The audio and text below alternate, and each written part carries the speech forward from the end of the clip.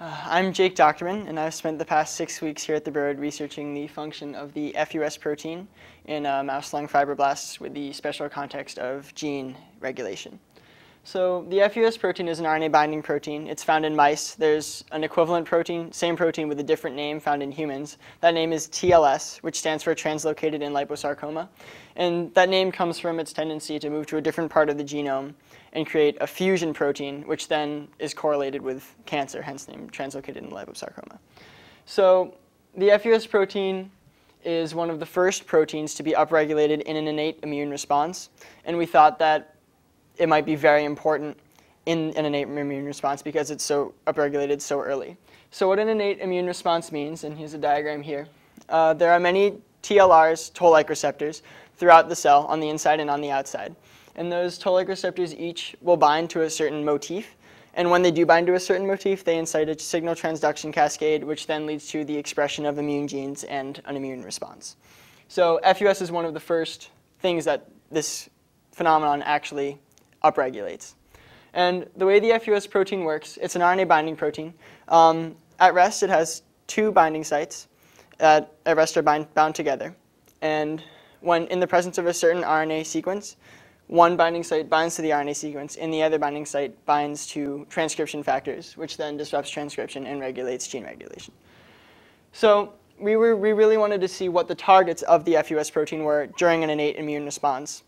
So first, what we wanted to do was run quantitative PCR to see the effects of stimulating different toll-like receptors throughout the cell on the level of FUS expression.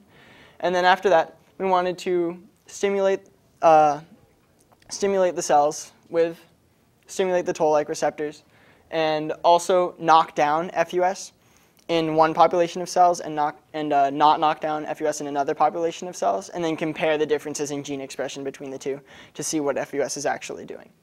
So first, we ran quantitative PCR. We isolated the RNA from stimulated cells, and then we ran them on quantitative PCR, which is a way of measuring for levels of mRNA in the cell, which then measures gene expression. So this is a graph showing FUS expression up here. The first bar is the control, and you can see there's really very little FUS in the cell.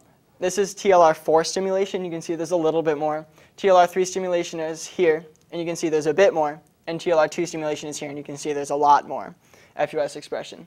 So that showed that TLR2 stimulation really is the one that actually regulates FUS the most.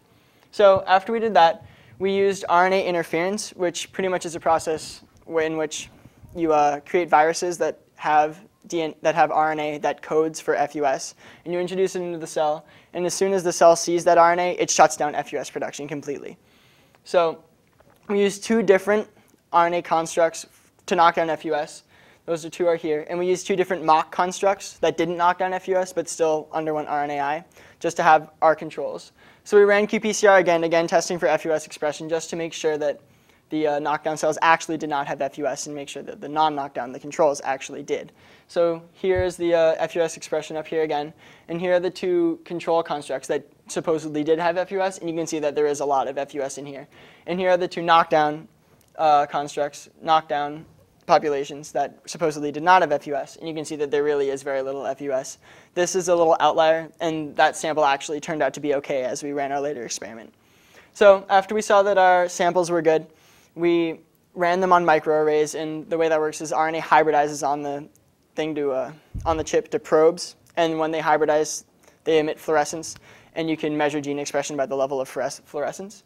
So you get tons and tons of data, and you run it through statistical analysis, and then we narrowed it down to genes that were upregulated and downregulated, things that were actually differentially expressed.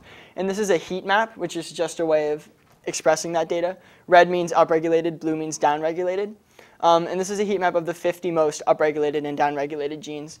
Here are the two populations with FUS, and here are the two without FUS. And you can see that there is actually a very large difference in gene regulation.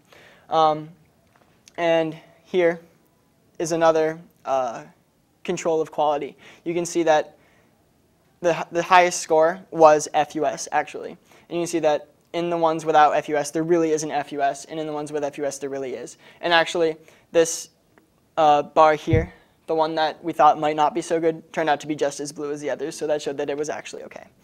So taking that data one step further, and actually as we were growing these cells to use them in the experiments, we discovered that in the plates of cells that did not have FUS, there were actually many more cells. The cell density was much greater than in the plates that did have FUS. So that maybe was a clue that FUS actually regulates cell death and proliferation. So we kind of went in that direction. And as we took the microarray data and we fed it into a program called Ingenuity, it sorted all the differentially regulated genes into categories based on function. And the highest two scoring categories were tissue growth and cancer. So that's another clue that it actually regulates cell cycle. So this is a heat map of all the cancer-associated genes.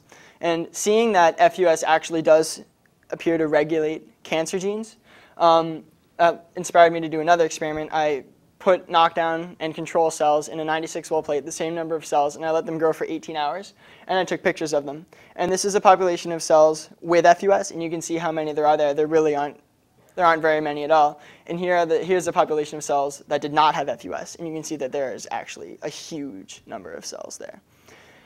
So taking this one step further, we found that there was a special correlation with the ERK MAP kinase signaling pathway, which is a pathway that regulates cell division and cell death. And when activated, this pathway will make cells divide more, and the population will grow, and it will make them die less. And actually, one of the causes of cancer is that cells will actually grow more and not die when they're supposed to, and you get a wildly growing mass of cells, and that is a tumor.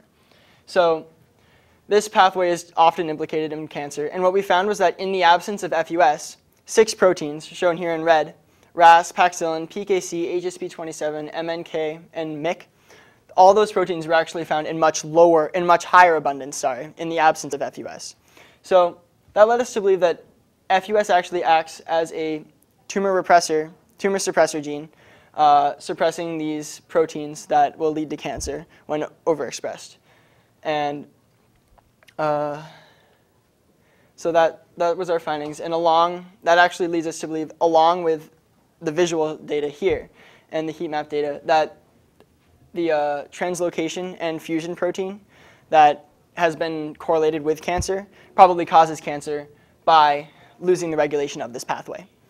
So in the future, it would be very interesting to run an immunoprecipitation experiment in which FUS is isolated and all RNA and proteins are identified that are associating with it, and then to test the sensitivity of this pathway to knocking down those RNAs, especially the RNAs, because FUS is an RNA binding protein. So pretty much, it's very exciting because further exploration into FUS can really give insight into the mechanism of cancer and possible treatments of cancer.